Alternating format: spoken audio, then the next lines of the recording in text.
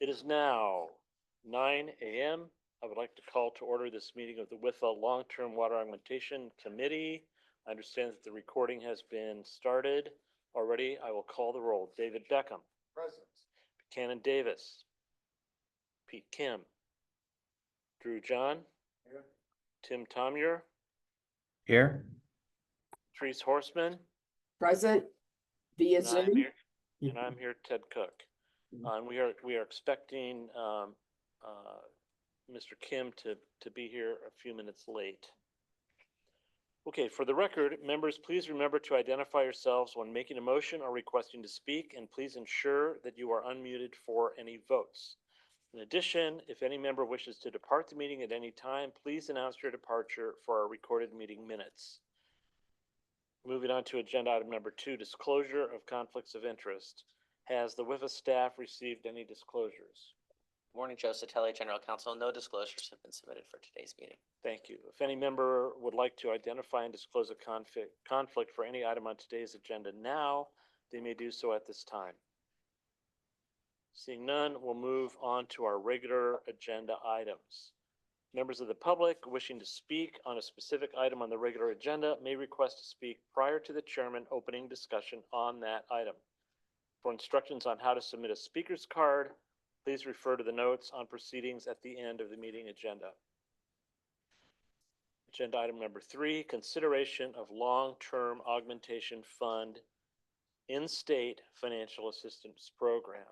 So just as a reminder and for the record, we had a agenda topic on the last WIFA board meeting on whether or not it was the desire of the board to begin to embark on the other piece of the long-term water augmentation plan. And under our statute, there is both an importation-focused effort, which has taken a lot of our attention over the last year plus, for the solicitation that we are coming, I think, to the end of that process. And there then is also an in-state process that is also provided for in statute that has access to up to 25% of the available funds in the long-term water augmentation fund. I will just make an editorial comment here. I think the staff has done an outstanding job taking the feedback that they got from us, from the board at the last meeting, and translating that into something that, if it is our desire, is actionable as early as today. And it answers a question for me, because we did have some questions about, you sure you can handle this, staff? One more thing on your plate while all these other things are going on right now. And they really stepped up and have brought us something. And I won't steal too much more thunder from Director McGuire, but it is one of these things that I'll call it adaptive. So what we will be considering today for possibly taking to the board for approval are a policy and a resolution, and not everything is completely defined as it was, as it also was not with our solicitation. And so as this is a starting point, if we want to take that first step, and it will be up to the staff primarily to further flesh the process out for us. But with that introduction, I'll turn it over to Director McGuire. Well, I appreciate that very much, Chairman Cook. And I do also want to commend my staff for working so quickly and diligently to put together what I think is going to be a very important program in the life of WIFA, and something that really helps us launch a lot of opportunities for the future, both for these projects themselves, which will be hugely beneficial to the potential borrowers that we have out there, but also for us. And in branding WIFA as something that I think we all want to see it as, is not just a flash in the pan, one trick pony kind of situation with a big project and that's it, but we are truly an augmentation authority. We have the ability to adapt to and to provide resources for water providers in the way that they need those resources. And so this is a really good first step toward that. And hopefully you'll see that staff has tried to encapsulate your thoughts and your comments about this project in what we've given you to discuss today. Ben, if you go to the next slide, as Chairman Cook highlighted, at our last meeting of this committee, we discussed in depth one of the 9 permissible uses of funds in the Long-Term Augmentation Fund, and that's the financial assistance for augmentation projects in the state. based on that conversation, staff prepared for you a draft policy that would establish an in-state financial assistance program and a resolution that would open up the first funding cycle pursuant to that program. But before I get there, I want to make sure we're all singing on the same song sheet. So I want to review just one more time the statutory parameters of our authority in this place. So Ben, if you'll go to the next slide. First, what is the role of this committee when we're talking about this program? Under statute, the Long-Term Augmentation Committee exists to review applications for assistance from the fund and to recommend to the board which of those applications should be funded. So what you'll see in the policy that we've outlined highlights that it's the board who opens or authorizes a funding cycle. But then the board relies on the committee, frankly, to do all the heavy lifting for that funding cycle. So the committee would be the one reviewing the applications, making the ranking, and we'll get into that. Of course, there's nothing stopping this committee from meeting to recommend to the board that it open a cycle. So there is some interlap or some overlap and some interplay there. But ultimately, the board will be the one that approves that resolution saying, this is the funding cycle we're going to open. This is what the contours of that cycle should look like. But again, can be very much informed by the discussion or the recommendations of this committee. So on the next slide, what is financial assistance? Because we're dealing with statute, we have to make sure we know what we're talking about.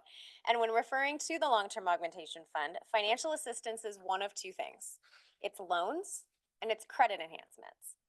Importantly, that doesn't include grants. And also in statute, we do have the obligation under the Long-Term Augmentation Fund, unique to any of our other funds, to take, quote, necessary actions to obtain full repayment for monies or financial assistance.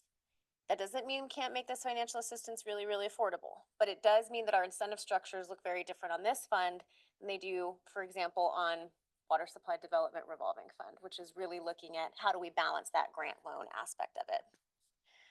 So on the next slide, who's eligible for financial assistance? And here we're going to use a definition that's very familiar to us because we've used it for many of our other programs, and it's that eligible entity terminology.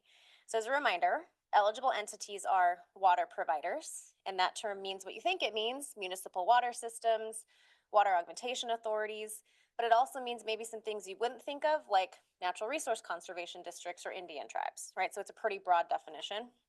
This also includes public entities, cities, towns, counties, districts, commissions, authorities, or any other entity that is organized and exists under Arizona law. And then last but not least, what exactly is a water supply development project? So when we say financial assistance for in-state water supply development projects, what does that mean? It is a relatively broad definition, but it includes projects that help a borrower either acquire water or rights to water. It includes planning, designing, building, or developing water facilities. And those facilities can be for anything from conveyance, storage, reuse, replenishment, or stormwater recharge. And it also includes conservation projects. Keep in mind though, these are eligibility criteria. These are not scoring criteria. So just because a project is eligible under this broad umbrella doesn't mean that it's a project that you as a committee would necessarily want to recommend for funding, right? And so we discussed in the last meeting, you have a whole lot of leeway when it comes to designing this program, designing the individual funding cycles under this program. These are the big criteria. This is the big umbrella. You get to narrow down and refine as needed and as desired. So before I get into the documents we've actually given you, what questions can I answer? What questions do you still have about what exactly this program is, looks like, and what your parameters are? I think your explanation is really good, Fair enough. so you can repeat everything now. And I will note for the record that Mr. Kim and Mr. Davis have both joined us, so we are a full complement today, Mr. Chair. All right. Okay, so then let's move into the actual documents that you've been provided today by staff and what these are and what we tried to encapsulate within them.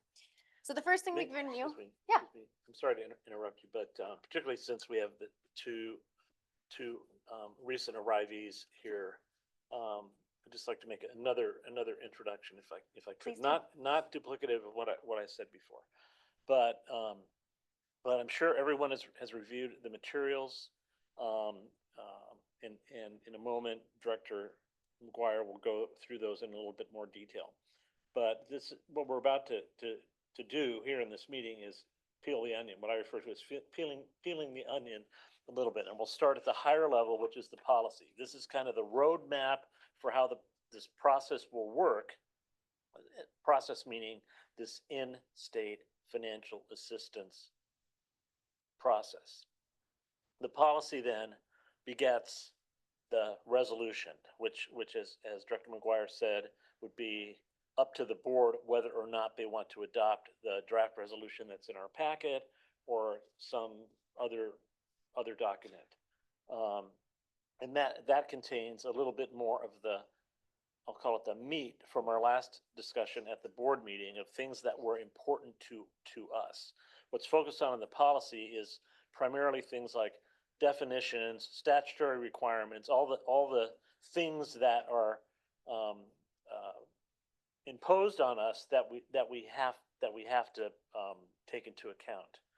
The resolution then becomes an opportunity for us as a committee on our way to making a recommendation to the board to further define what this upcoming funding cycle might look like, as far as things that, in addition to all the statutory requirements and eligibility criteria and all those type of things, how are we actually going to evaluate the things that are important to us over and above what's in the statute? And we heard a lot of those conversations at the last board meeting. Things like, I'll just mention, these is by way of example, that board members did not want this fund to just be a go-to place if there was a failure to get funding from a different WIFA funding bucket, or did not want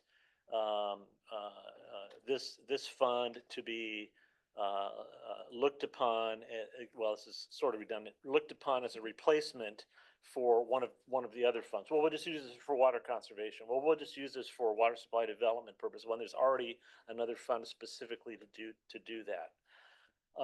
And then I think two other examples I'd like to offer here is, one of them was we and this is my words to describe the way I would interpret these comments that I heard. We need to kind of set aside any of the preconceived notions that we have from the other funds that we have been working with, because as Director McGuire pointed out, this is a loan-only type of fund. It doesn't have the statutory limitations with respect to the amount of financial assistance that can be applied to a particular project or particular program, et cetera, et cetera. So we're back to wanting innovation and all these types of things without the constraints that we may have established one way or the other in these other processes.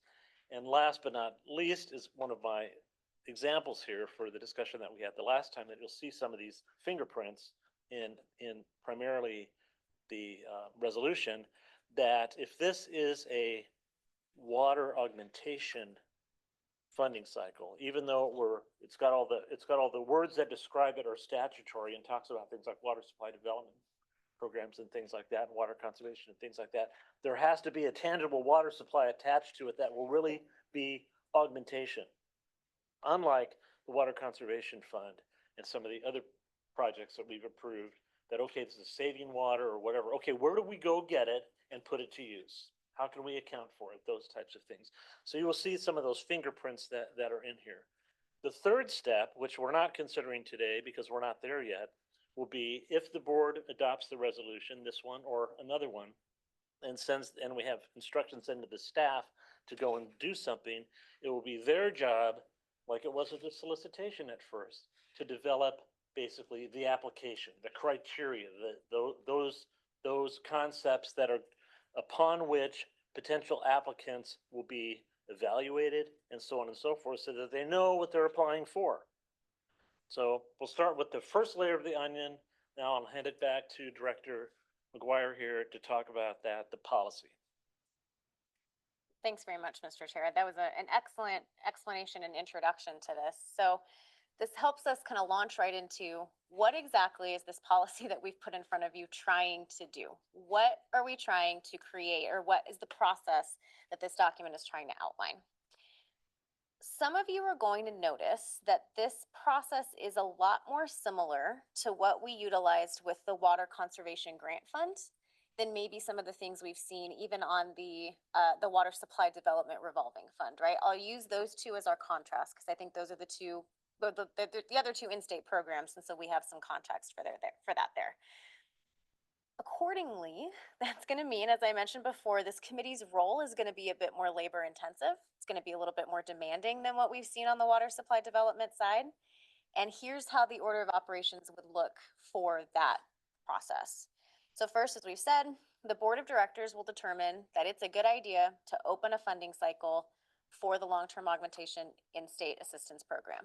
There could on this slide be a step 0, which is that this committee meets and discusses and recommends to the board that that happens, or the board could do that of its own accord. There can be overlap, there can be interplay there. Once the board does that through a resolution, then staff will take that resolution, which will include things like how long should the application period be? What kind of projects do you want to fund? How much money is going to be available in the funding cycle? Which of these statutory evaluation criteria are most important? Or kind of anything else that the board wants to put in that resolution that says, this is what this funding cycle looks like. That'll all be determined by the board and in this resolution. I'll also note there's nothing stopping the board from opening multiple funding cycles in parallel. So if we say we want one funding cycle for project type X, one funding cycle for project type Y, and we're going to open those similarly or at the same time, the board could do that as well. So once that resolution has been passed, staff will prepare an application for financial assistance that's consistent with that resolution. We'll take everything the board has told us, we will create an application.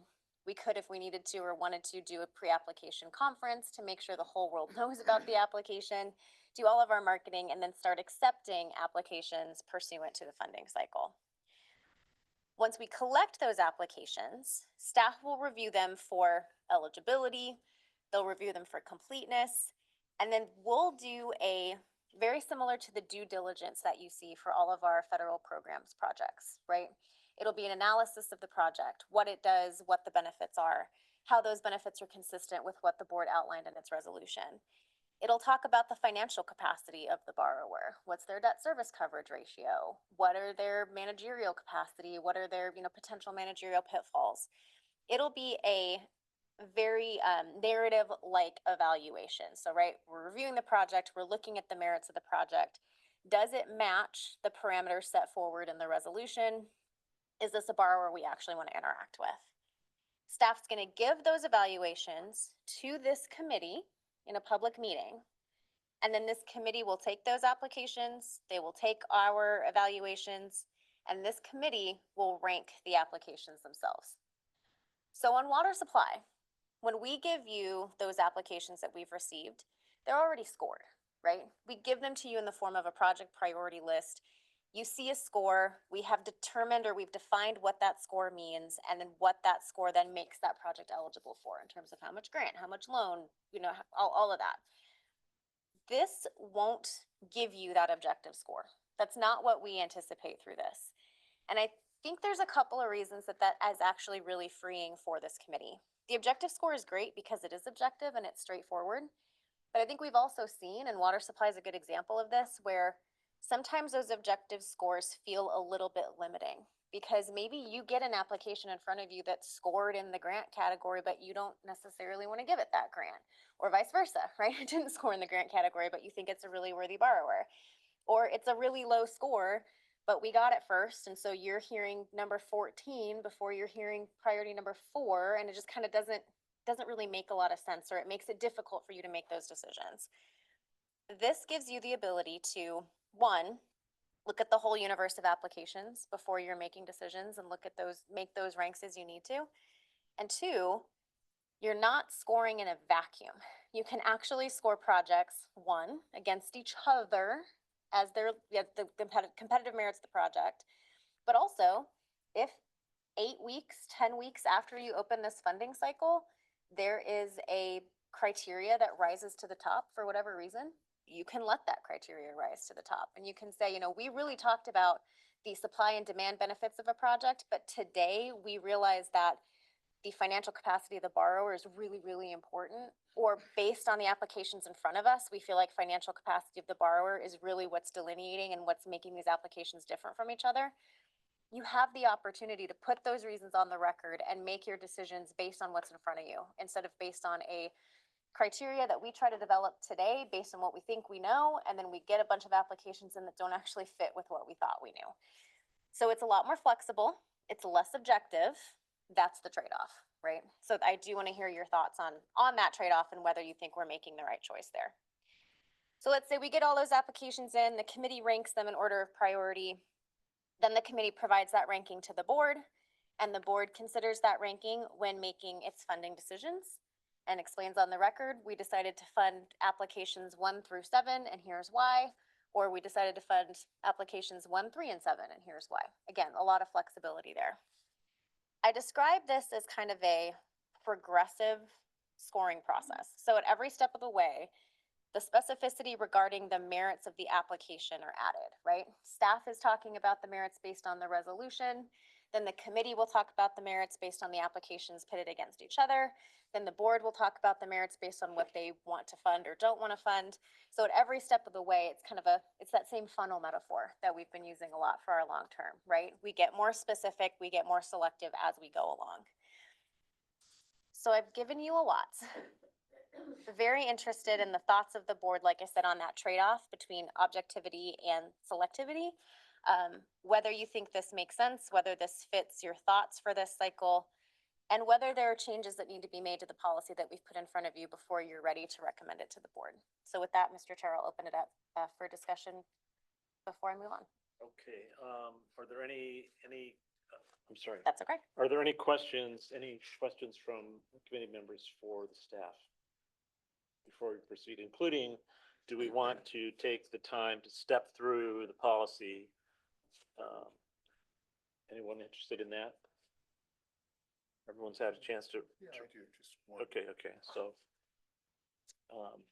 Mr. Beckham would like to see that. So we'll do that in just a second. But before we do that, I think we want to ask if we have any requests for public comment on this item. So this is 3A, just on the policy.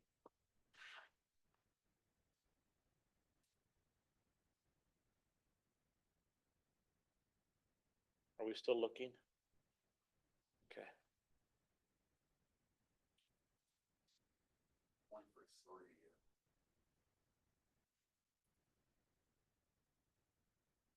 I would say if it's just generically for item 3, we could wait until Yeah, after the end. right. I think so. Okay. Unless Joe and Ben think different. Mr. Chair, Yes. as he's looking for that, I guess I'll wait until after we have public comment. We're gonna wait till, okay.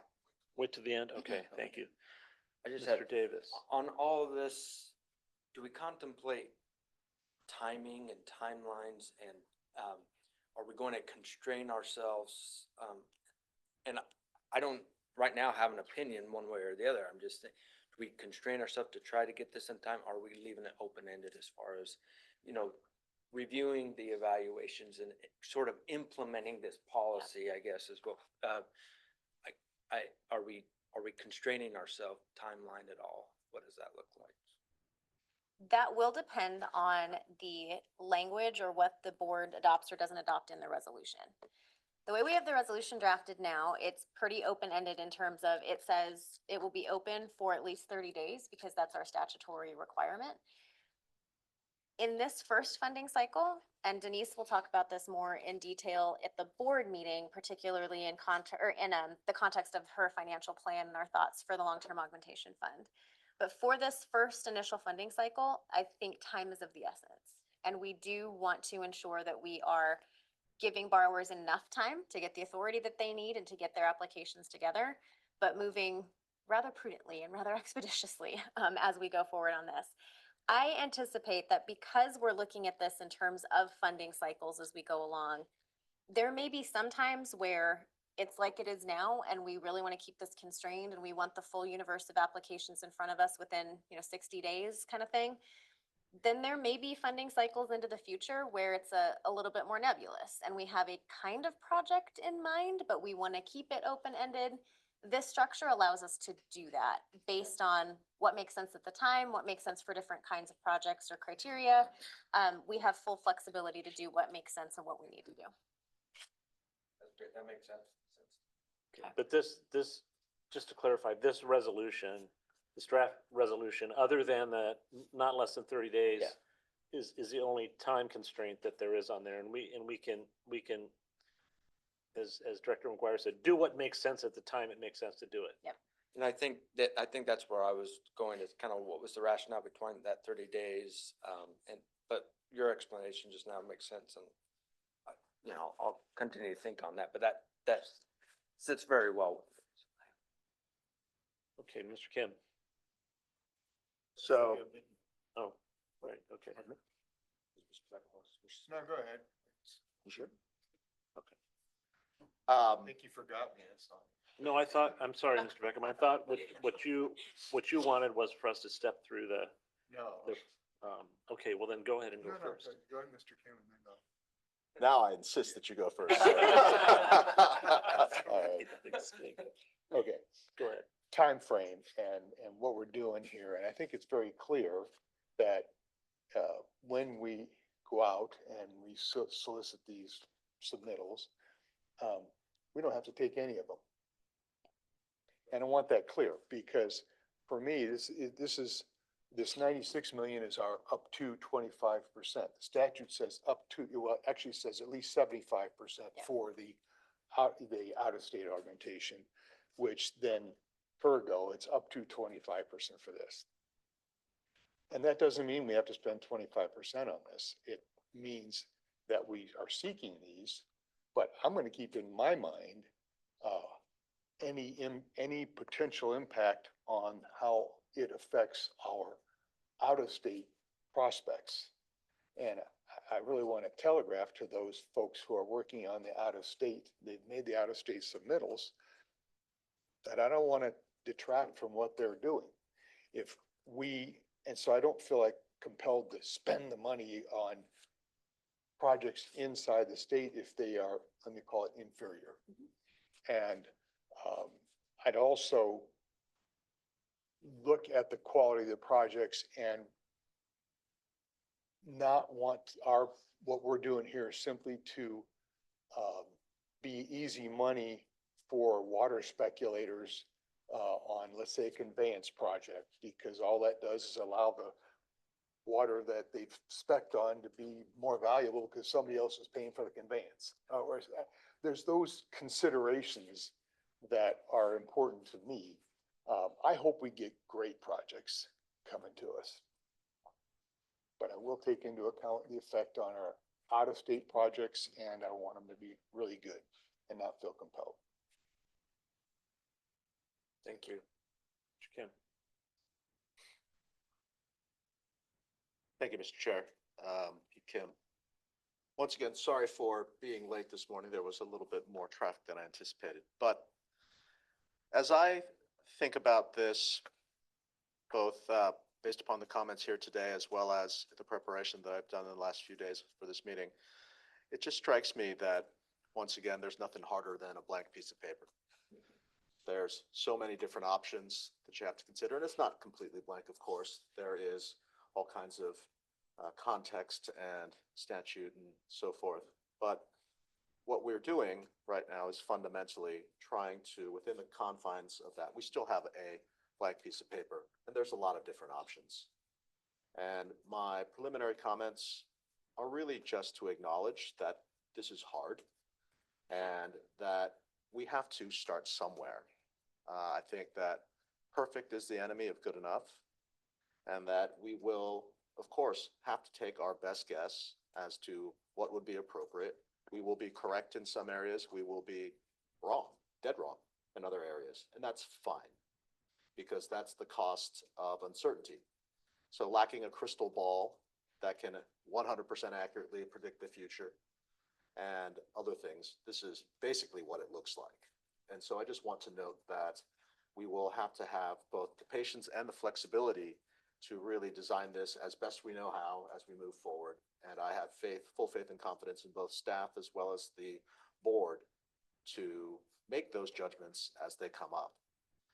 As we dive into the specifics of the particular stab that we've decided to review today, I think that the things that I would like to keep in mind are just what's the overall goal? What are we trying to do here?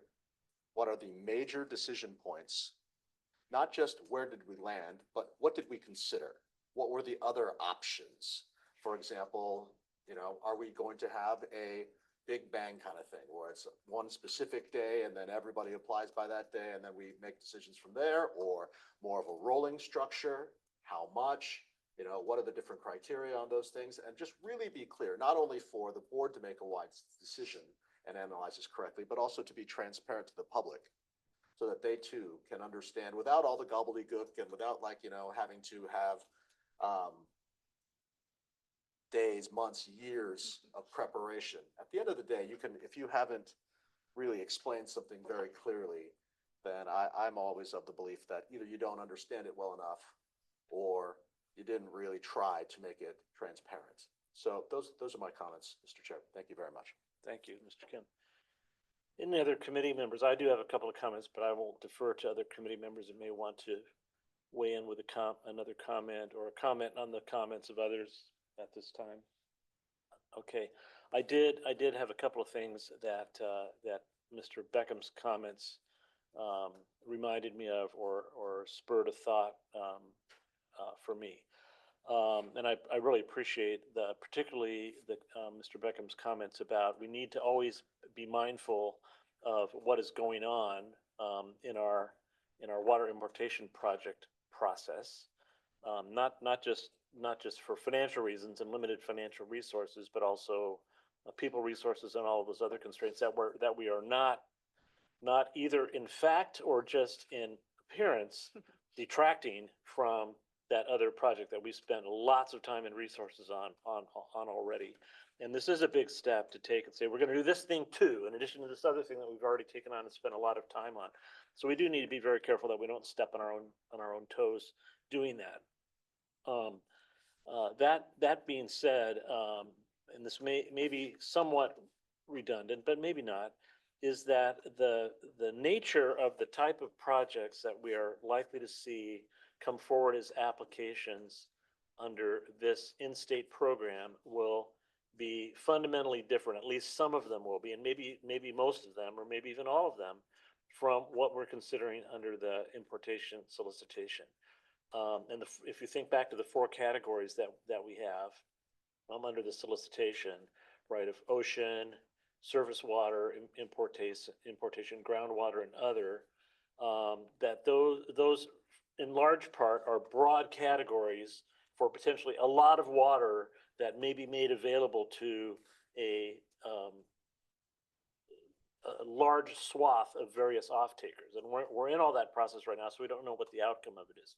These applications are likely to, under this in-state project, to be more localized, I will call it, similar to what we've seen under the Water Conservation Plan and under the Water Supply Development. This is for a particular community that is going to go and borrow money to develop an augmentation supply for themselves. There may be others that are doing it so that they can make it available to a group of off-takers on their own. But so that fundamental distinction between the type of applicants that we're going to have is something that I think we need to bear in mind. Also, Mr. Beckham touched on this a little bit, is in an earlier, Director McGuire had said that at least as of this moment, the intent is to find a way, if possible, to assemble all of the potential applications that we might get within a particular period of time, so we can look at them all simultaneously, rather than, as her example was, look at number 14 before you look at number 1, and things like that. Look at them all because they're competing against each other. And what they're competing against each other for primarily is a limited source of funding. and this is one of the difficulties that we struggled with in some of our other financial resources was, well, we've already funded this much, and boy, we sure wish we knew about this one when we were making decisions on these other things. So these projects, and the reason I brought up those two things, as far as more localized types of projects and competition among the projects, it's not competition in the same way as we've seen under the importation solicitation. They're not competing with each other to be necessarily one of the one or more projects that we select. They're competing for money because a project in one geographic area of the state for that local community is not competing with one that's in a completely different geographic area of the state. Sure, the quality of the project and all of the water conservation considerations and things like that are important, but they're directly competing really only for money. In my mind, the other qualitative factors are important too, and we may pick one because it has higher rankings in our mind on various qualitative factors than another one does, but they're not fungible. They're not like we have on the water importation project. So hopefully that made some sense. It did in my brain, but just some of the types of things that we have to consider, and of course it's always harder, as Mr. Kim said, with a blank sheet of paper or a almost blank sheet of paper. We don't know everything yet, so it's hard to project what might happen, but being aware of the possibilities is always a really important thing to keep in mind. Any other comments from other committee members? Tim and Patrice, we don't want to forget that you're online listening to all of this. Do you have anything you'd like to add or questions to ask? Thank you, Chair. I don't have anything to add. I'll turn it to Patrice. And I don't have anything to add either, although I do appreciate the discussion. And I agree with the comments being made and find it very instructive. So thank you for that. Okay. We still have a desire to quickly look through the policy briefly. Welcome to do so if you'd like. No, okay, I'm sorry, then I misinterpreted, Mr. Becker, when you raised your hand earlier, as wanting to do that. So if nobody really wants to do that, then we don't need to do that. I want to do that. He wants to do it, okay, then let's go ahead then and do it. Just go through the policy in brief. And So we'll explain have to us what we're trying to do. we'll have Ben pull that policy up, and I will also find it. In theory. Mine's printed. Maybe that's environmentally insensitive. But, oh my gosh. Feeling it. All right, that's the resolution. So we're actually gonna need the Yeah. other Word document, unfortunately. Good job, though. We're gonna need that in a minute, don't lose it. Yeah, that's gonna need to stay up. And while we're finding it too, I think, to emphasize Mr. Kim's comments, this is a Word document, it's not a stone tablet, right? And so as we learn, there are definitely ways that we can adjust this policy, that this committee can come back and say, hey, this really didn't work. And so we're gonna learn from the mistakes of the past. I think you hit the nail on the head by saying we started with a blank piece of paper and we're trying to do what we can with what we know now. And if it doesn't work, we'll come back to it, but appreciate the conversation so far. Mr. Chair, can Yes, I sir. ask a question? Yes, Mr. Davis. That jogs something, Director McGuire. Before we get into the policy itself, I'm just curious, have there been stakeholders and entities who have expressed interest in this and kind of want to know what the policy is? We had some of those conversations. Very much so. So after the conversation we had with this committee last month, we started doing some pretty intensive outreach on the ground. I will keep the names of the innocent out of the conversation, but we'll say that we've identified a significant demand or significant interest in this program. The first question was always, okay, so what's it gonna look like? How long is it gonna take? What are the options available to us? And so having this conversation out in the open like we're having, I think the policy will be great and be that sort of black and white document that tells the applicants what we're looking for, but letting them hear this context is even better because then they understand why the policy is what it is. So very much appreciate that too. I appreciate that, although, if I may, it's not particularly surprising that people are interested in money for water in the desert. Yeah, shocker. All right, so we will walk through high level. Some of it is pretty legally, I guess I will say. So it starts with the definitions. We don't need to go through those, I don't think, in any length. So if we go to section 2, funding cycle commencement, this is the delineation between what the board authorizes staff to do versus what the committee authorizes staff to do. But it also outlines how it's the board's resolution that defines the scope of any particular funding cycle, right? So what's in that resolution tells staff and tells the applicants, hey, we're looking for these kinds of projects. We are looking for projects with these particular benefits. Here's how much money is available. Is this going to be we only want one of these projects, or are we going to have multiple projects? This is where you really get to put your fingerprints as a board on what this funding cycle looks like. And again, may authorize multiple funding cycles simultaneously, just depending on what the perceived need is, what your desires are as a board. A ton of flexibility in that particular process.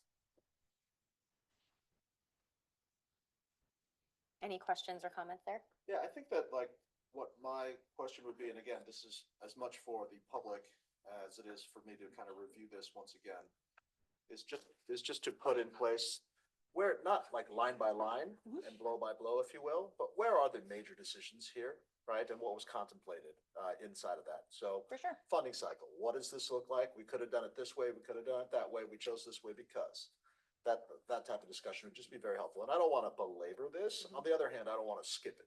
No, Right, so, yeah. that makes perfect sense. So the major decision point on this one is, are we going to offer financial assistance or are we not? That's the biggest decision the board has to make on this. The smaller decision within that is, what kind of financial assistance do we want to provide? Yep. Are we looking for projects that are stormwater recharge, or are we looking for projects that are conveyance, right? Do we not care? Do we just say, we want to put some money on the ground and we don't really care what it's for? That's For the record, we care deeply. We do. We do, in fact. And you will see how deeply we care when we look at the resolution.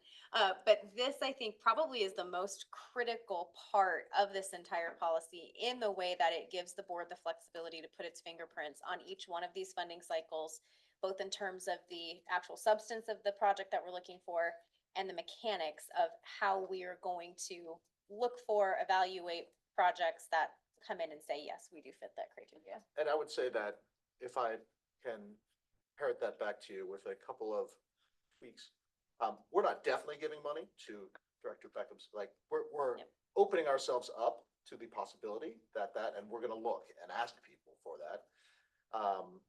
So we're not committing ourselves to this, but we're saying, hey, let's go out and look and see what's out there. And we're keeping things fairly flexible, in my opinion, right?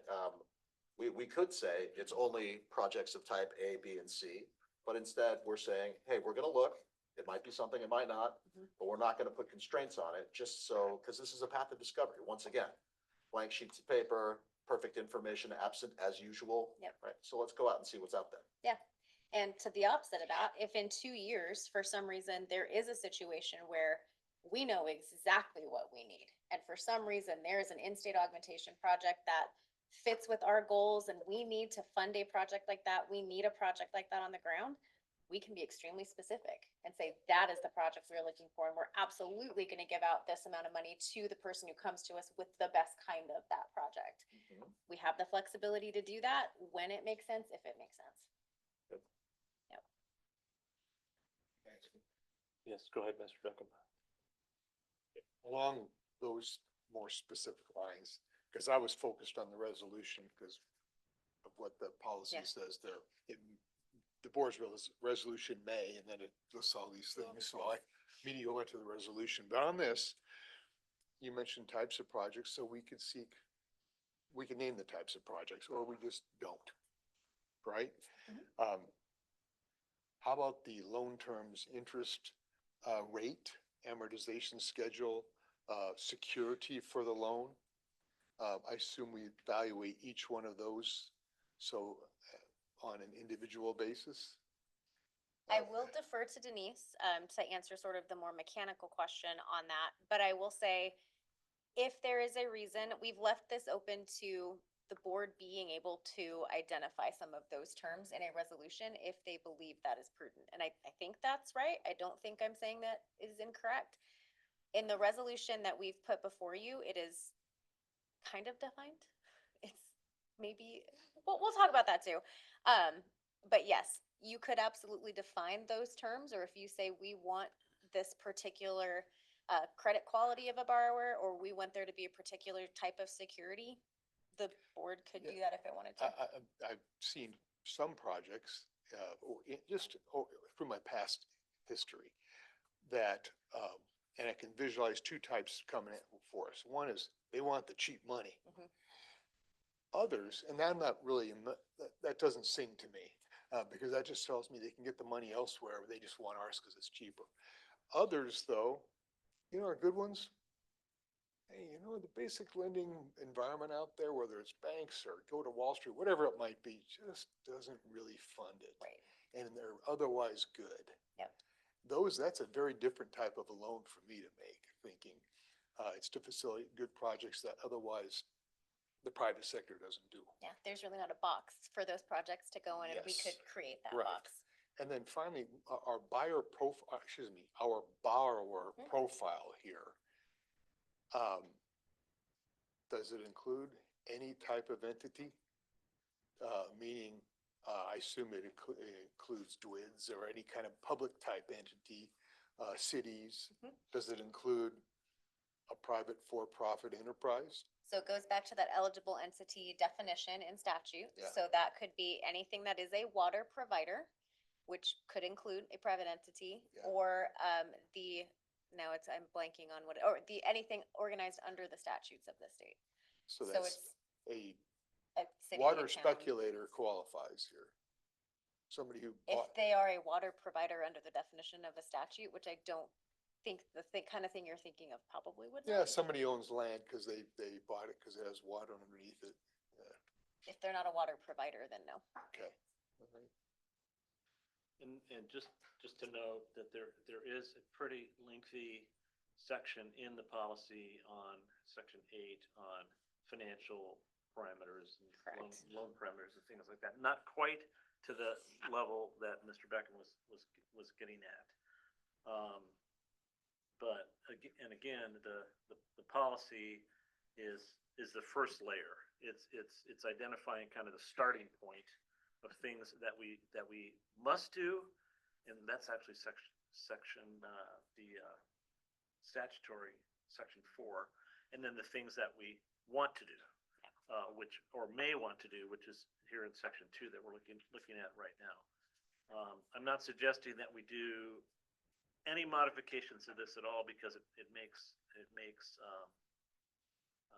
it just that much more difficult for whatever we might or might not do today. But without even putting a number 6 on there, this is anything else the board thinks of is really, I think, always available to the board to do. Flexibility is good. Correct.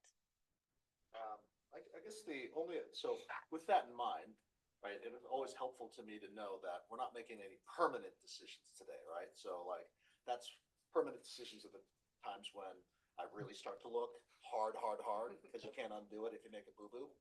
On the other hand, in this one, we do have the flexibility, and the judgments can and will be available after the fact. So I'll reserve my final question here to capacity. If I may, Chair. Patrice has her hand up too. Well, Oh, Mr. Kim didn't have his mic on, but he's not quite done with his comments, and then Ms. Horstman will go to you. and Thank you. pardon the folks online as well as the recording for blathering on. I assure you, I said nothing of interest, but what I was saying was that in this particular case, I think I'll just note again that we're not taking any steps here that are permanent in nature. Mhm. That if we do find more information and if we do find an opportunity to change course a little bit, then we can always do that. And that in general, I am more apt to go fast when you have flexibility. and to go very slow and be very careful when you don't. And this is decidedly in one camp. That being said, the second and final question that I have inside of this is going to be around staff capacity. We have a very, very talented staff. They work hard and they burn the midnight oil more often than I think that, a lot of people appreciate. There are only 24 hours in the day. There's only so many days in a week, et cetera. And so, do we have sufficient staff capacity to do this? And I know I've asked these questions regularly in the past, because I'm always concerned not only about the welfare of the staff, but also, are we set up to succeed inside of this? It's a zero-sum game, right? We only have, again, so much time. And where does that time come from? Because either, if this is something new that we were planning, then either A, we had slack capacity before, or we're going to find new capacity, or we're going to, and that could be just burning the midnight oil or hiring new people or things like that, but this is not a small thing. And by the way, one of the costs of flexibility, right, is time. Yep. And so we are creating a flexible process here, which is great for all the reasons that we've already discussed. But on the other hand, that flexibility can be paid for in very real dollars and cents, as well as, minutes and hours in staff time. So that's my question. Do we have the time? If not, where are we going to get it? And a lot of these questions probably should not be answered through staff will figure it out, because inevitably that means that staff is going to have to sacrifice their time from sleep and family and other things. So there you go. Well, I appreciate that, that question and that comment. And the answer is yes. We do have staff capacity to engage in this program. That is partially because we have just made steps to expand the projects team. So we are going to move from 4 project managers to 5, which is going to significantly decrease their caseload, which is going to be very much appreciated, I am sure. We've also brought on, or in the steps of bringing on, some additional capacity on the finance side through contractors. Also remember, right now we are working frantically, which is probably a bad choice of words, but working very, very hard through the Water Conservation Grant Program. Those grants need to be fully spent by June of 2026. Once those are fully spent, there's quite a bit of staff capacity that frees up there as well. And so part of the reason we've brought on additional capacity on the finance team is to help get us to that June 2026 date, which is going to be really critical in getting all of those reimbursements processed. Also remember that last year we were writing a solicitation for the long-term augmentation fund, which took up an immense amount of staff time. Now we're Board time too. and board time, absolutely, absolutely. I'm not saying that process is going to get easier, but it's going to be very different when we are into the base contract side of things and when we are working on those task orders. It's going to be, I think, much more heavily focused on some of our outside contractors, and we are working with them to increase that capacity as well. So the answer is yes, we do have the capacity to do it. We are planning around our currently limited staff bandwidth and finding ways to expand that bandwidth.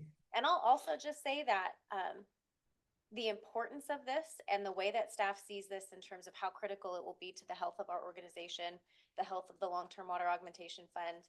You shift priorities when you need to, and I think that's where we all kind of are. We're very excited about this and are willing to do the work that it is going to take to make this successful. So I very much appreciate the comment and appreciate you keeping us honest too and making sure that we're not sort of sacrificing quality on any of our other programs to make sure that this comes to the forefront. But I am confident in our staff and in our planning going forward that we will be able to make this work.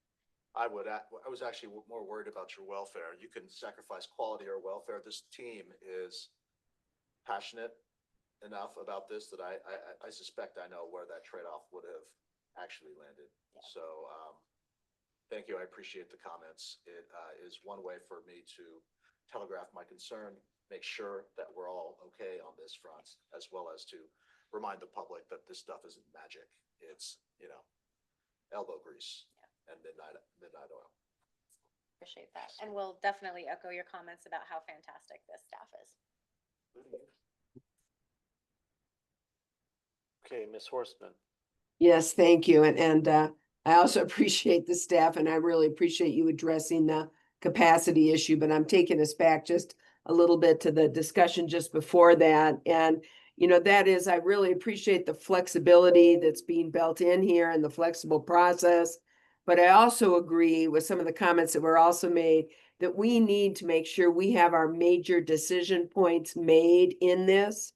And I want it to be clear. I also want it to be transparent, just like the rest of you, because the public needs to know what we're doing and they also need to know what the expectations are for this funding program and what the expectations are so that it can be reflected by them in their application. And, I know that there were some concerns that were raised in some of the prior committees when we were evaluating because of course we were growing and learning and as we were moving forward. So I think we've got to try to thread that needle between keeping it flexible and appropriate and making sure that we have the major decisions set and that we're able to convey those to the public. Thank you. Yeah, I think that's a point very well taken. And I think the structure we have here, where this is the policy, that is the process, right? This is how the order of operations will work for this program. But it is that funding cycle resolution that gives certainty to potential applicants. And in another funding cycle, it may look very different. But if you are applying under this funding cycle or a discrete funding cycle, that expectation will be very clear, will be very black and white. And I think that helps some of that, giving us that flexibility on the back end, but ensuring stability and clarity of expectation on the front end. Thank you. Appreciate those comments. Mr. Davis. Mr. Chair, just a really brief comment on, and I am not suggesting any sort of addendum, but as we talk about look at the policy and the types of projects we look at, I think for me, an important evaluation criteria is simply how many people does it affect? And I think those are the type of projects I'm interested in. And it goes along with some of Mr. Beckham's comments about the projects that maybe aren't typical and have typical funding sources and ways to get money.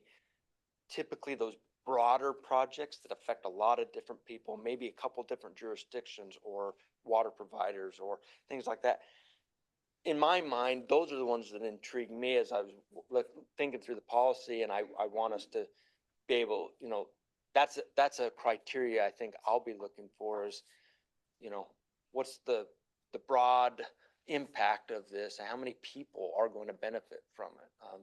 Just throw that comment out there. Like I say, I don't know if we need to realize that in any sort of way in the policy. I think it's there, but in my mind, the policy has written focused on a lot on, do we want to contemplate the type of project, whether conveyance or what? I don't know if that's as important to me as are we making water available to more people? But I just put that out there. And I think you're right that in section 4 of this policy, where we just repeat verbatim the statutory evaluative criteria, there are some criteria that I think get to that, the relative benefits of the project, even the supply and demand considerations of the project, but there's the ever helpful 18, right? Other criteria as deemed appropriate. And so you have the opportunity for that flexibility so long as you are clearly communicating and telegraphing that. I think that is a really important role for this committee to play and for the board to play in terms of making very clear what it wants to see, not necessarily in terms of type, right? It can do that, but especially in terms of we've got these statutory criteria, which of these are rising to the top?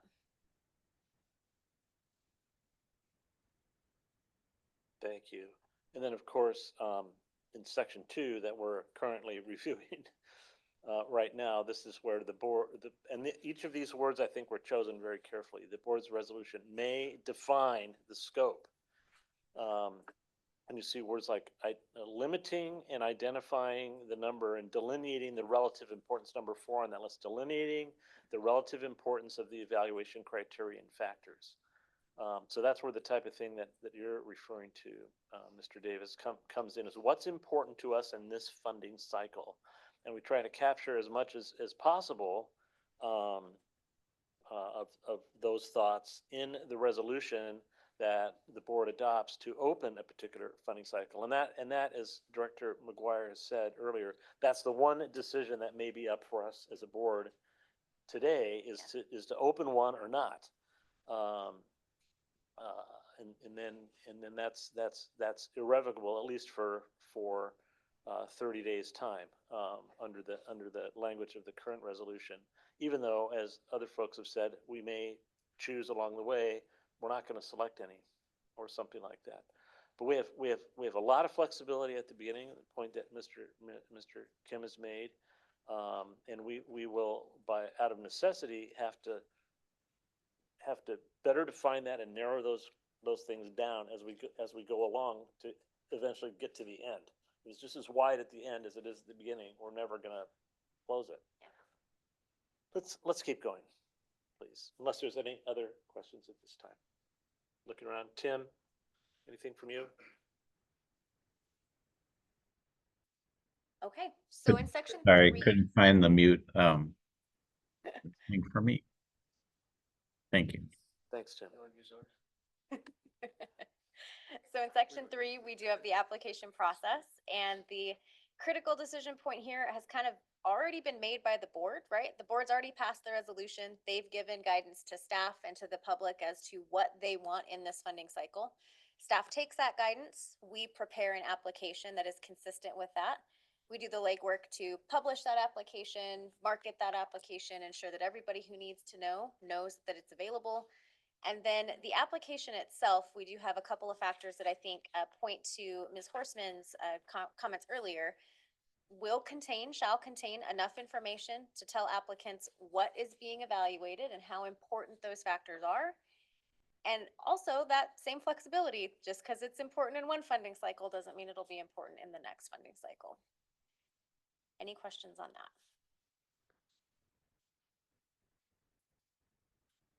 Please continue. Okay, section 4, as I said, is the statutory evaluative criteria. Verbatim, I'm going to gloss over these because I'm going to talk a little bit more about them when we do talk about the resolution, but that is just a reiteration of what our statutory authority or constraints, if you want to look at it that way, are.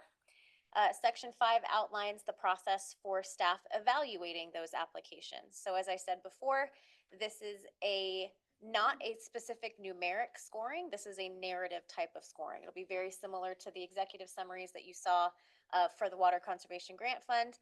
Also, I would say pretty similar to what you see in our due diligence for the Federal Programs Committee projects for the Clean Water and Drinking Water SRFs. So the committee will get all of those evaluation materials, and then you all in section 6 get to talk about those evaluations and those projects in a public meeting, and you create a ranking of those projects, an order and priority recommendation.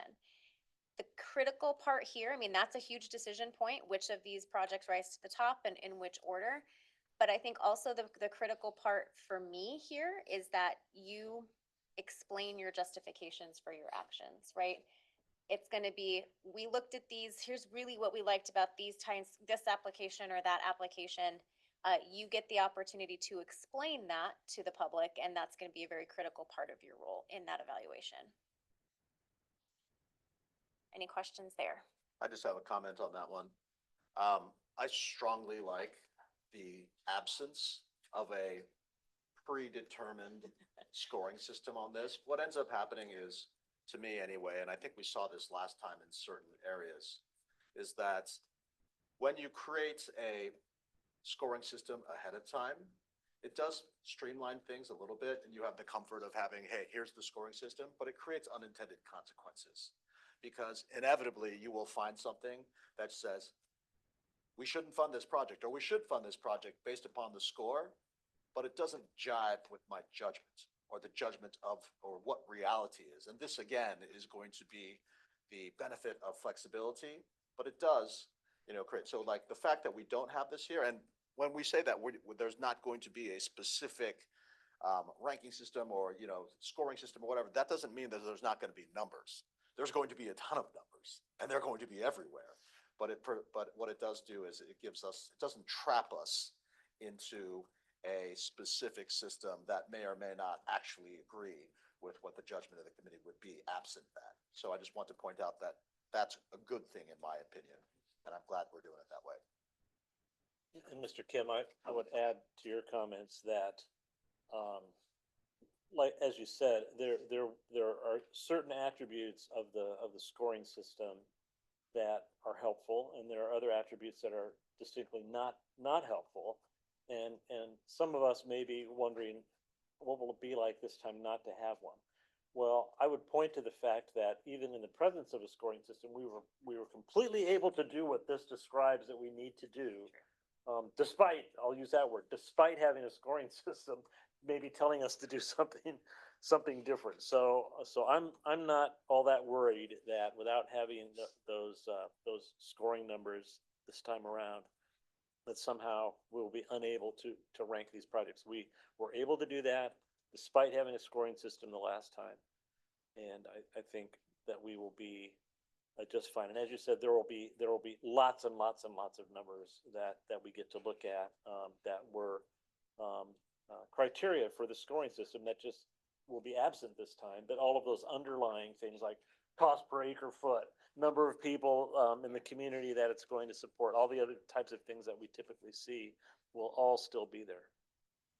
I will also say, Mr. Chair, one difference too is in this program, I mean, in some of the programs, we've had dozens and dozens, maybe even hundreds of applications. Scoring system is very helpful in that case to kind of try to help us kind of see the lay of the land. Don't anticipate hundreds of applications. Maybe we get hundreds, I don't know, but that the nature of this one is a little bit different. So I don't want to completely dog on scoring system because it is helpful when you have dozens and dozens, hundreds to try to figure out, sort of differentiate between applications, but I just don't think that's where we're at in this one, so. It's a really good point. I think that's a really good point as well, right?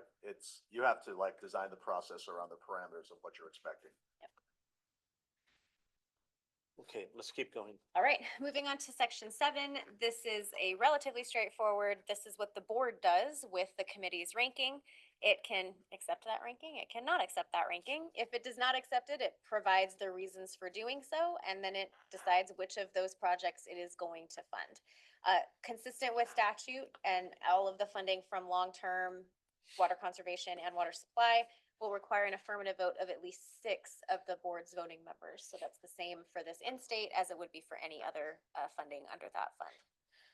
Mr. Trenton, I'm assuming, Director McGuire, that there's some ability here for some negotiation. I'm thinking ahead already, maybe it's off topic or getting the cart before the horse here, but what if there's 2 really good projects that exceed our limitation as far as financial assistance? Are we able to try to negotiate and maybe get them both under so we can fund them both? You know, it seems like we're open enough that maybe we allow ourselves to be able to do that. Yeah, I think if you look at section 7.1, the board can make recommendations, and maybe negotiations is another kind of word for that, about the scope of the project, what the revenue source is, you know, making sure that the borrower is giving us what we need to feel comfortable. But I think, yeah, it definitely contemplates trying to make the projects that we like fit within the parameters that we have to work with, whatever that looks like. Yep. All right, then we move to section 8, which is one we haven't talked a whole lot about, but it's a very important step, which is then actually making sure we have the agreement that codifies what the board's intentions are and codifies the terms of the loan and repayment. Again, not a forgivable principal program, and that's because of our mandate in statute that we shall seek repayment for that, but that doesn't mean that it can't be affordable. Interest rates here, this is going to be pretty familiar, kind of like how we set our interest rates with the SRF programs. So 2 business days before the loan closing, we look at base rates based on a AAA muni market obligation yield. And then there's some more in there too, but just think of it that way, right? So we're looking at AAA, that's kind of the credit rating that we're going off of in terms of what we would be charging in interest. And what we've talked to borrowers about is saying, if you already have a AAA bond rating, I still want to make this affordable for you, and I want to make this an incentive for you, something that you couldn't go out and get on your own, I think, to your point earlier, Mr. Beckham. WIFA may still apply a discount to the base rate, again, very similar to the way we've done with our SRFs, and that base rate discount can be considered with our cost of capital, how strong the financial strength of the borrower is, how big is the loan, how much do we want this thing to come in, and the merits of the project. So if it's a project that we find is, we really, really want to incentivize this, we have some flexibility to make it more affordable for that particular borrower. Mr. What is the primary interest in WIFA for these programs? You know, to my earlier question about if there was interest from stakeholders, and undoubtedly, right, there is, because we're in the desert and we need water. But what is so appealing about WIFA? And when you talk about this, and is it that potentially, I mean, yeah, it's not free money, but it's cheap money? Is it simply that, or is there other considerations? A lot of them are the cheaper or more affordable, right? More We can affordable. do this in a way that's more affordable than what they can bond for, what they can go find private financing for. There's also an aspect, I think, of streamlining. It's easy to say, let's go out and bond for something. It's a whole lot harder to actually get that approved by your voters, by your council. And I think too, there's an aspect of kind of like what Mr. Beckham was saying, the flexibility that we have here. There may not necessarily be funding programs that are available that fit the kinds of projects that they're looking for, or with the speed that some of these water providers are going to need, given both their capital improvement plans, uncertainty on the Colorado River. They need resiliency and flexibility, and knowing that when we talk to them about something that's maybe available by the first of the year, you know, they were really excited about that option. I will also say one of the misconceptions, not a misconception, but one of the perceptions we had to overcome is when we talked to potential borrowers, they went, we do love the discounted interest rates on your SRFs. We don't love the federal red tape. And then we got to say, guess what? This is a state program. So that's not going to be, it was really big. Yeah. Because even some of their potential, I think, borrowing opportunities may involve some other red tape that wouldn't be available or wouldn't be applicable to a WIFA program too. So it's speed, it's cost, and it's ease of access. The good news is, this is the last section, so let's continue. All right. So, given that last section, it does also just kind of go through things like repayments. And this again will be a program that we anticipate being structured as, again, similar to the SRFs, where it is a repayment basis. So it's not that we're giving you a lump sum up front. We will receive invoices from the borrowers and then reimburse based on those invoices. Also talks a little bit, just some of the technical qualified and non-qualified, which sets us up for potential leveraging down the road as well. So delineating those. And then does talk about the financial due diligence, which is probably the most important part, at least in my estimation on this section. Making it very clear that we care about the credit quality of these borrowers. So another contrast to the SRF, right, where this is a capitalized program. We're sort of using the SRF to look for potentially borrowers that wouldn't have access to credit in other places, while also wanting to incentivize those high credit borrowers there too. I don't want to say that, but here we really care about the credit quality of our borrowers. So that again means the incentive structures look very different for this program than for some of the other programs we're more familiar with. One other aspect that I'll note is, again, we've been at this for several years now, and so we've learned a few lessons. Yep. And the one that comes to my mind is disbursement schedules. Right, and I will absolutely, for a number of different reasons, be looking at that. Not only because I want to make sure that the money actually goes when it does, to make Denise's life easier, Right. as well as everybody else's life easier, but also just to make sure that we're paying, there's a special sort of preparation needed when people know that the stopwatch has started. Correct. In terms, and the meter's running, so to speak. So in most of these, I will be looking very, very specifically at, are you willing to make a commitment as to when the meter starts? Yep. That's a point very well taken. Okay, any other questions from committee members on the policy? Just a reminder, this is agenda item 3A.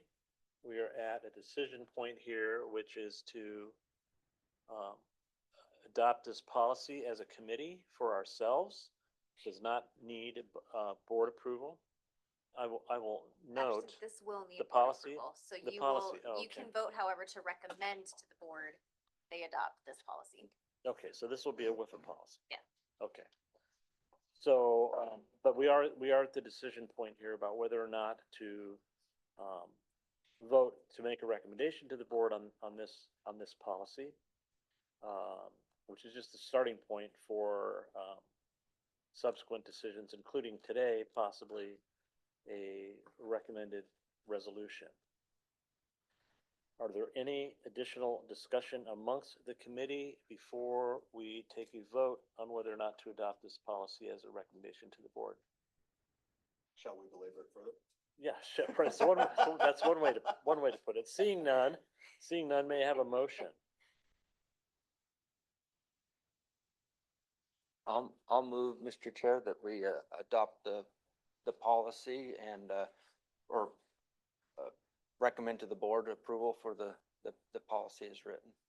And that would be draft policy Roman numeral 2.20. Yes, thank you. Do I have a second? This is Pete Kim. I will second. Thank you.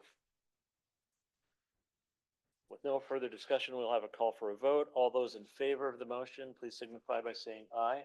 Aye. Any abstentions? Any nays? The motion passes. Well done. We will now move on to agenda item 3B, the kind of logical place that we go, having moved forward with the policy, which is the resolution itself.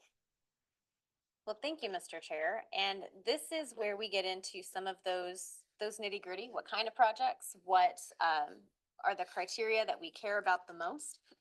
And what we tried to do was take the discussion that this committee had last month and use these criteria here listed on the screen, and they're just summaries of the criteria in the statute, and say, which of these rose to the top? So what we heard in the meeting of the committee last month is that the program needs to be for, and Chairman Cook already went through some of this, so I'm kind of rephrasing and paraphrasing a bit, but the program should be for new projects that prioritize finding more water, right? New supplies that we actually use, but we also want flexibility, we want innovation, and we want to have a wide lens as we think about what those projects could be. We had some discussion as well about wanting bigger projects than what we've been able to fund under the Water Supply Development Revolving Fund or the Conservation Grant Fund, because we have statutory limits there. We don't have those statutory limits on this project. We also talked a lot about, we don't want more of the same. This is not an overflow for projects that didn't make it through in the other program. This is not the same kind of, those co-benefits, those intangible things that we talked about on the Water Conservation Grant Fund, and even to an extent on water supply development.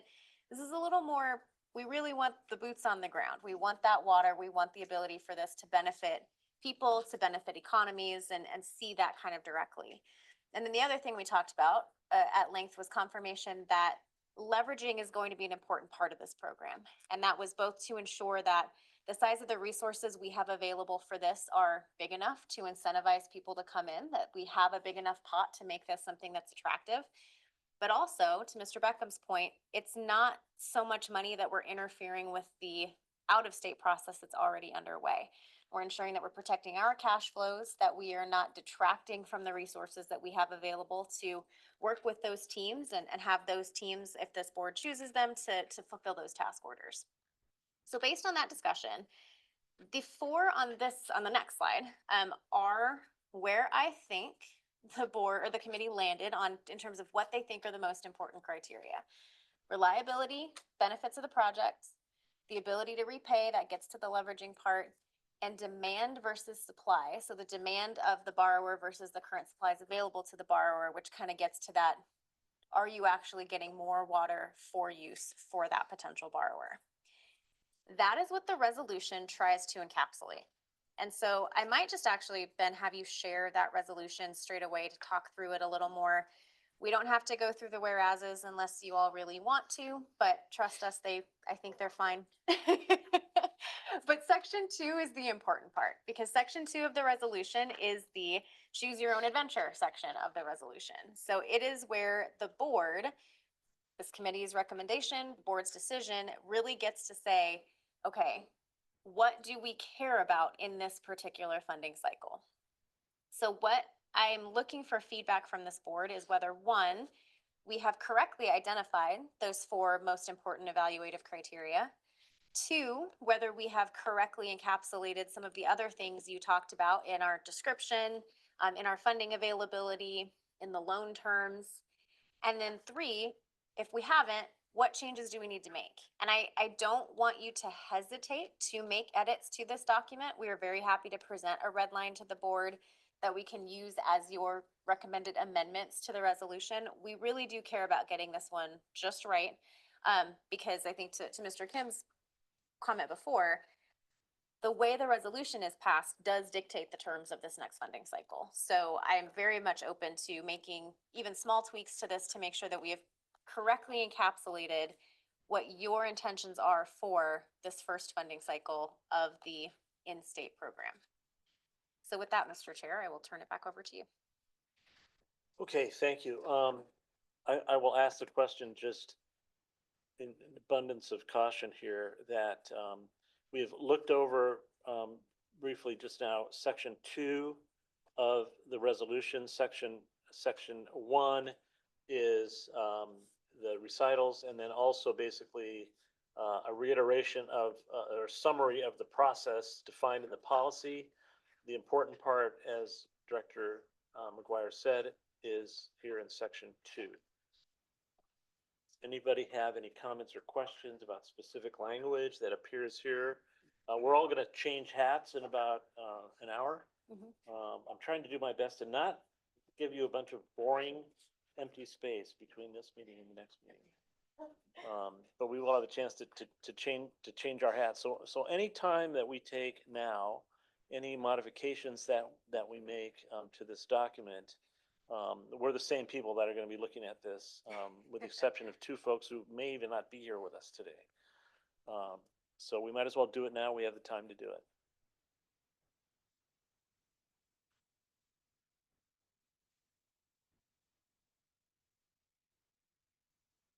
Let's go through them one by one in section 2. That works for me. Okay. All right, so section 2.1, description of eligible project. Don't have my mic on. For this funding cycle, the authority shall accept applications for any project that meets the statutory definition of water supply development. That's our statutory mandate.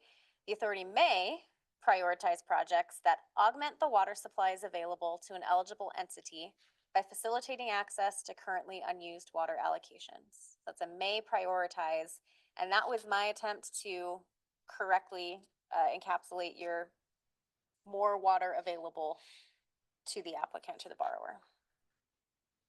So instead, if I might, so instead of just accept applications for any project, the authority may prioritize projects that fall into this category of augmentation. Yes.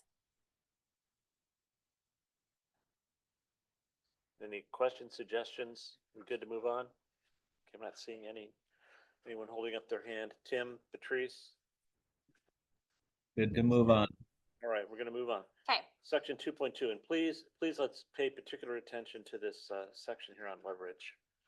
So under 2.2, we outline the amount of the funds committed. This does represent that 25% up to number. And the disclaimer here is important, as Chairman Cook noted. Fund availability will increase if the board approves leveraging the program. And then to comments we've heard earlier today, funding availability does not guarantee financial assistance. The authority does reserve the right to provide less than the full amount of funds committed for this funding cycle. We are only going to fund projects you actually want to fund. There is no obligation. Any questions, comments?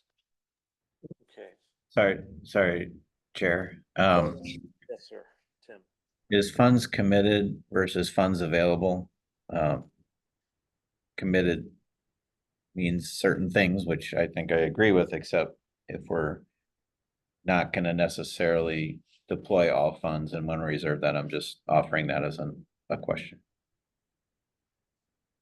We might as well change it. I'm seeing some nods. I will defer to Denise and get your thoughts on that in terms of if that terminology matters for a potential leveraging opportunity down the road. Yeah, I think that's okay to make that edit. Okay. I'm fine with the change. Yeah, here, can I? The Yeah, the that's great. 96.2 million is strictly a calculation based on what the state statute says, so that's where that number came from. And to jump on Ted's comment, not, excuse me, who made that? Tim did, yeah. Tim's comment, I had the same thing. I printed mine out and I crossed off committed for available because of the inconsistency of words but I felt like I was beating a dead horse on what I had said earlier. That's why I didn't say anything. So Tim, we're thinking alike. Okay. So the first blood is let. Okay. All Let's- right. Let's move on to the next section if there's no further comments. So next section, authority reserves the right to make multiple awards or no awards to as many water supply development projects as determined to be advantageous to the state of Arizona. Some statutory callback there as well. Okay, anything? Let's move on. So 2.4, this is where I pulled out those 4 evaluative criteria that I thought rose to the top in our discussion. So I'll read those verbatim, give you a chance to process those. First, the benefits of the project to current and future residents of the state, including the ability of the project to improve access to water supplies for use within the state and promote economic growth in relation to the projected cost of the project. Again, these are verbatim from the statute, so no editorializing here. 2, existing near-term and long-term water demands compared to the volume and reliability of existing water supplies of the beneficiaries of the funding or project. That's the supply and demand considerations. 3, the ability of the applicant and any public or private partner to fully repay all financial obligations to the authority, creditworthiness of the borrower, financial strength. And 4, the reliability and long-term security of the water supply to be developed through the project. So this is kind of a question, kind of a statement. So these 4, which once again, this is the distillation of everything that the staff heard from the board at the September meeting into these 4 bullet points here. It says the authority shall determine the order and priority of projects, giving equal importance to everything in the statutory criteria, except for these 4. These are more important. We haven't specified how much more important. Are they equal amongst themselves? We haven't gone to that level of definition here. But I believe from our earlier discussion is as the process goes along, bearing in mind that we want to do the best job that we can to be transparent with potential applicants, to tell them in advance what they are applying for and how they will be evaluated, up to the moment that this board makes a decision to approve a project or not, we have the flexibility to say, and there's this other thing that's extremely important to us right now in the decision that we're making. So that we're not cut off that these and only these 4 should be more important than the other ones, and we're forever prohibited from elevating some other thing to be important or even more important than these 4 right here. It's for right now, this is the way that we're thinking as we potentially kick off this funding cycle. Precisely. Okay, any comments? All right, let's move on. Okay, so here in the loan terms, this is relatively broad and moves back or refers back to the policy that we just discussed, but loan agreements shall comply with all applicable provisions of the statute as well as WIFA policy 2.20. Again, the one we just recommended. So that goes to using the AAA rating as the basis, and then what the factors would be for discounting that interest rate among different projects. I have a question. Mr. Beck, I'm very technical, but on the policy, I actually underlined the statutory reference and I decided I was gonna look up, and then I never did. I figured Joe knows what he's doing. But the statutory reference here is 1307.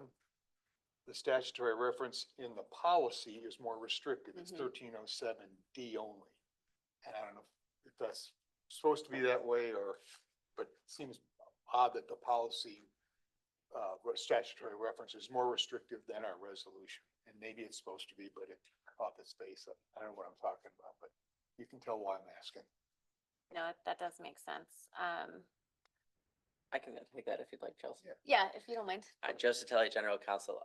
We were specific in D, or the evaluative criteria in the policy to lay out exactly what those criteria are. 49-1307 is a broader statute that governs financial assistance from the fund. So since the resolution itself is dictated towards the broader assistance, we just wanted to make clear that all of those statutory provisions would be considered and are still applicable, and we weren't limiting to just one. Thank you.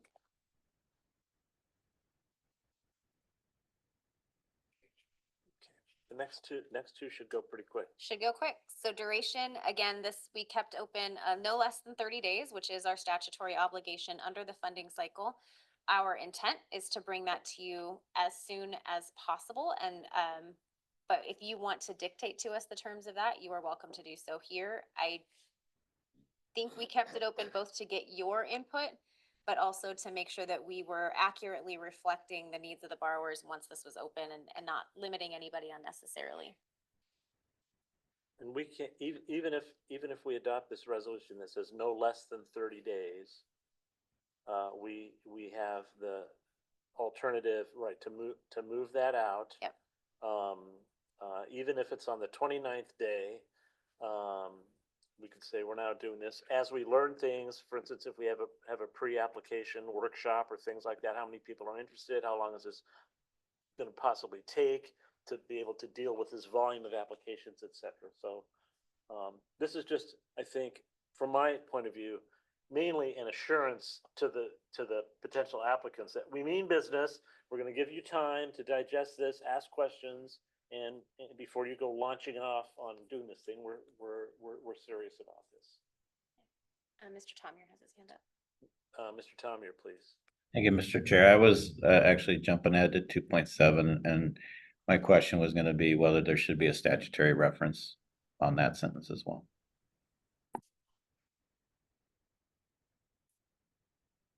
Couldn't hurt. Mr. Satelli? We can take a look at that. Yeah. Okay. So we'll take a look at that between now and the board.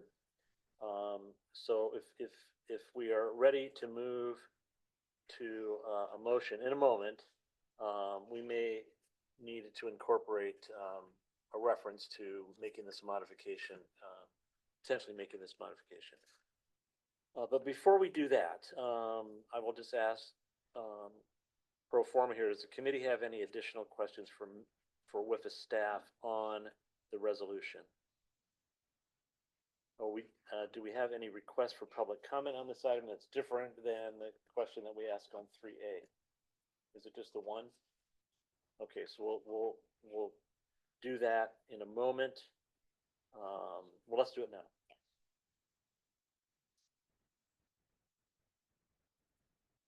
Thank you, Mr. Chairman. Thomas Gradick, representing RHST Industries. Thomas, if you're virtual, please raise your hand.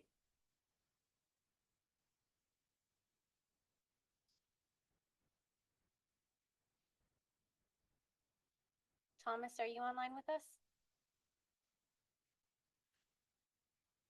Not seeing him online.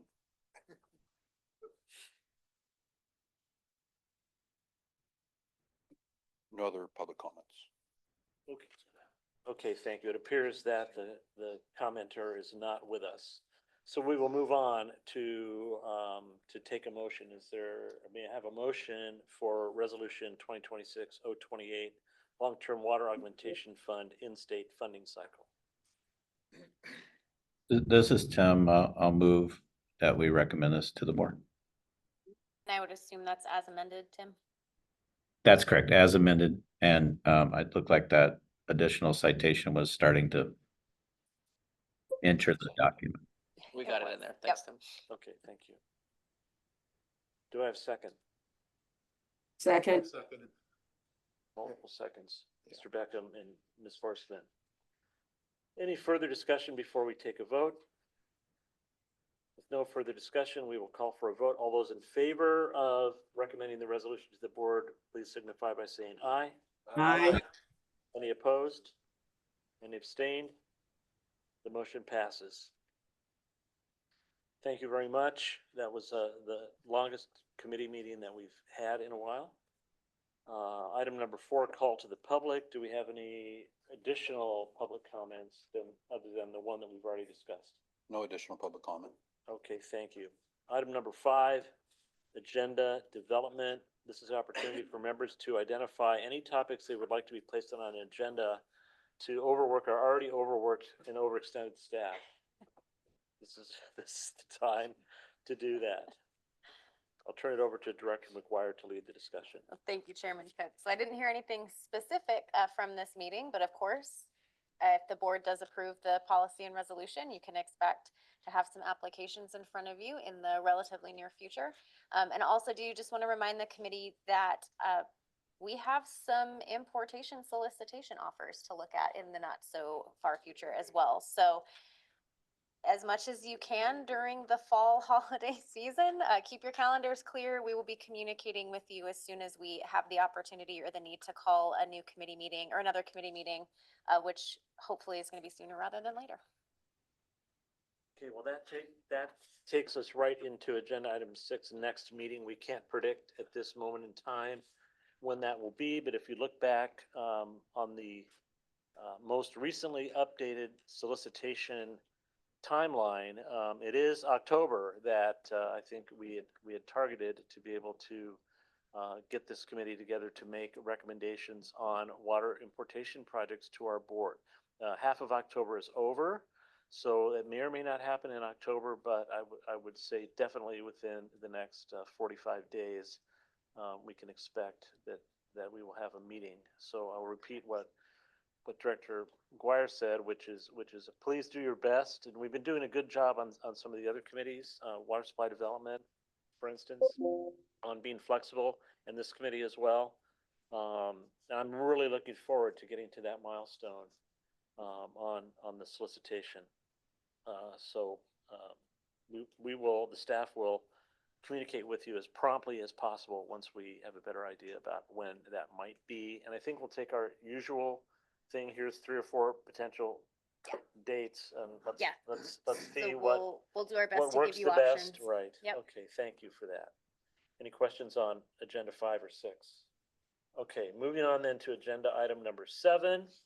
Now that 1 through 6 are done, this is my favorite one. If there's nothing else, I will adjourn this meeting of the WIFA Long-Term Water Augmentation Committee. The time is now 10:37. Thank you very much. We'll see everyone back at 11 o'clock for the board meeting. Thanks.